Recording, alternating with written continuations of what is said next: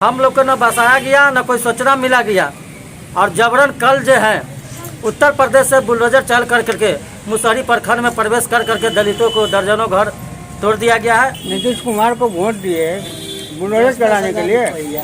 अब इसी चलते ना जात के नाम पर पात के नाम पर 10,000 की लालच में हमारे कुछ महिला ऐसा थे नाच खुला नाच करते थे, नीतीश की जोड़ी लगाते थे। लेकिन आज जब दलितों पर बुलडोजर चल रहा था, जिसको वृद्धा को विकलांग को 1100 रुपया पेंशन मिल रहा था, आज देखिए 400 रुपया पर फिर ला दिया है, फिर 400 लग गया। आप खाता लौटवा के देखिए ना, कल से पैसा डला रहा है 400 रुपया। नीतीश कुमार की सरकार गरीबों की सरकार कहा जा रहा है। गरीबों की सरकार क्या है? नीतीश कुमार को समानताओं की सरकार है, वह पूंजीपति की सरकार है।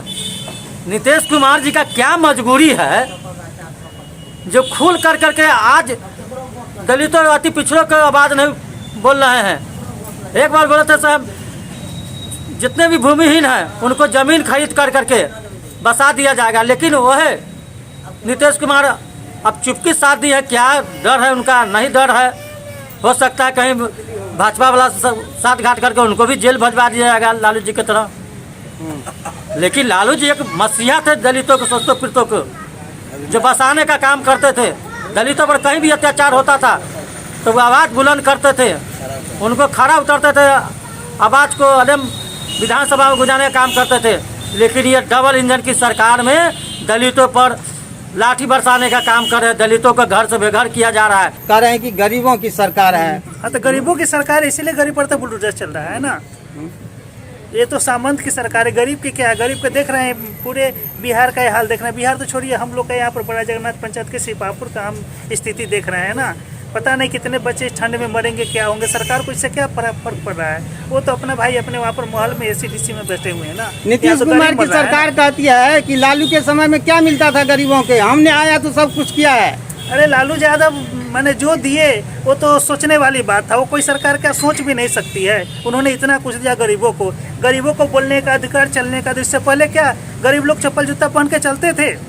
बताइए। तो ये तो हमारे प्रधानमंत्री जैसे बताते हैं कि उनका आने से ही भारत को पहचान मिली है। मुख्यमंत्री कहते हैं कि मेरे आने से बिहार की पहचान मिली है। बिहार को तो पहचान उनका क्या बहुत पहले से है ना।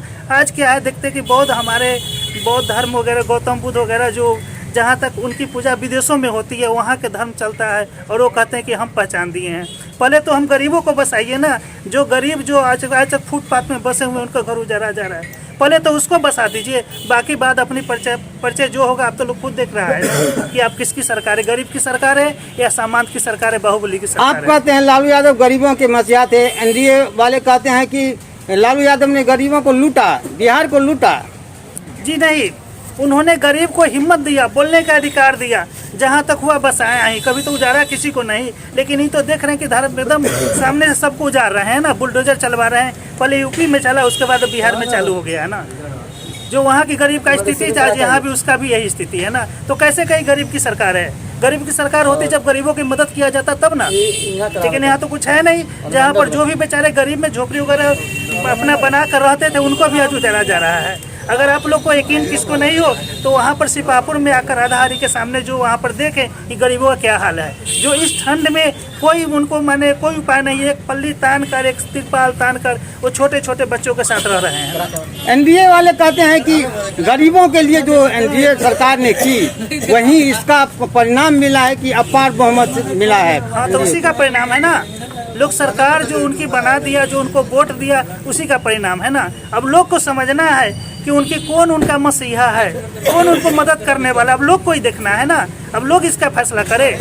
लोग तो उस समय उनका फैसला करके उनके ऊपर विश्वास करके उनको सरकार को बनाया, उनको वोट दिया। एक वोट लोग गरीब सब जा के घर से ठंड में जा कर दिया। लेकिन आज उसका स्थिति देख रहे हैं ना, क्या इनका स्थिति हो रहा है। अब तो क्या लगता है, ठगा है क्या आप लोगों को? एकदम 100% ठगा, इसमें कोई कहने की बात है। जब आप देख रहे हैं कि बेचारे को कुछ रोजगार तो मिला ही नहीं, कम से कम रोजी रोटी करके ही 200-400 रुपये के रोज करके ही अपने जीवन यापन करते थे। कम से कम जाकर झोपड़ी में तो अपना समय बिताते, रात गुजारते थे। लेकिन आज हम देख रहे हैं कि गरीब का वो झोपड़ी भी उजड़ रहा है ना। अब कहाँ जाकर बेचारा, तो रोड किनारे में नहीं बसने दिया जा रहा है। लेकिन चुनाव के बाद आप लोग का ये बोली हो जाता है, चुनाव से पहले कैसे मतदान पे जाके एकदम NDA को अब अपार नेता- बहुमत से जिता बात देते है हैं। कि जनता तो शुरू से ही भोला रहा है ना, नेता सब उसको लूटने का काम किया। आते हैं उस समय अच्छे अच्छे आश्वासन देते हैं और कहते हैं कि भाई हम लोग के आप लोग के लिए हम जो कहिएगा सो करेंगे, हम आपका नेता नहीं आपका बेटा, इस तरह का ऐसे ऐसे आश्वासन प्रलोभन देते हैं। लेकिन जैसे उनकी सरकार बन जाती है बस वो भूल जाते हैं कि उनकी सरकार। बड़ा सा लालच भी दिया गया है, 10,000 रुपया दिया गया है। जी दिया गया था उस समय ना, वो बोले थे कि इस भाई गरीब को मदद होगा। अभी तो मैंने 10,000 दिया जा रहा है, इसके बाद फिर हम आपको 2.5 लाख रुपया देंगे। इस तरह से हम गरीब को मदद करेंगे, वो अपना बिजनेस व्यापार करेगा, सब आगे बढ़ेगा। लेकिन क्या बिजनेस में जब घर ही नहीं रहेगा तो बिजनेस व्यापार क्या होगा? अब तो रहने की जगह ही नहीं है, बिजनेस व्यापार क्या लोग करेंगे?